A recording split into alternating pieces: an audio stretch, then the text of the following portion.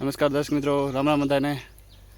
તો આંબાની સિઝન પૂરી થઈ ને આપણે આવી ગયા છીએ આજે વાડીએ આદુનું વાવેતર કરી છે। આદુ અને હળદરનું થોડુંક લેટ થઈ ગયું છે, પણ આંબાની સિઝન હતી એટલે પહોંચાડું નથી। તો આ છે આપણે આગલા વર્ષે જે આદુ રાખી દીધું હતું બિયારણ, એના થોડા કટકા કરી અને વાવેતર કરી રહ્યા છીએ।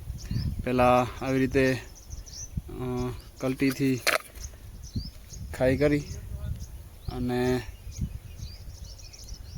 આદુ વાવી રહ્યા છીએ। એમાં દેશી કમ્પોસ્ટ ખાતર નાખ્યું છે અને વાવેતર કરી રહ્યા છીએ। પછી ઉપર ડ્રીપની લાઈન રાખી દઈશું। તો મિત્રો, આજે છે 27 જૂન। આદુ અને હળદરનું વાવેતર થઈ ગયું છે। આમ તો 5 જૂને થઈ જવું જોઈએ, પણ આંબાની સિઝન હતી કેરીની એટલે રહી ગયું છે। હળદર તો આપણી બધી ઉગી ગઈ છે, બધી હળદર ઉગી ગઈ છે, તમે જોઈ શકો છો। કારણ કે એનો સમય આવે એટલે એ ઉગવાનું ચાલુ થઈ જાય છે। તો આપણે અત્યારે હળદરને આદુ વાવી નાખ્યું છે। હળદરનું વાવેતર હવે ચાલુ કરી છે। તો આજે કચ્છમાં આદુ અને હળદરનું વાવેતર આપણી વાડીમાં દર વર્ષે કરી છે અને તેનો પાવડર બનાવીને તે જ વેચી છે।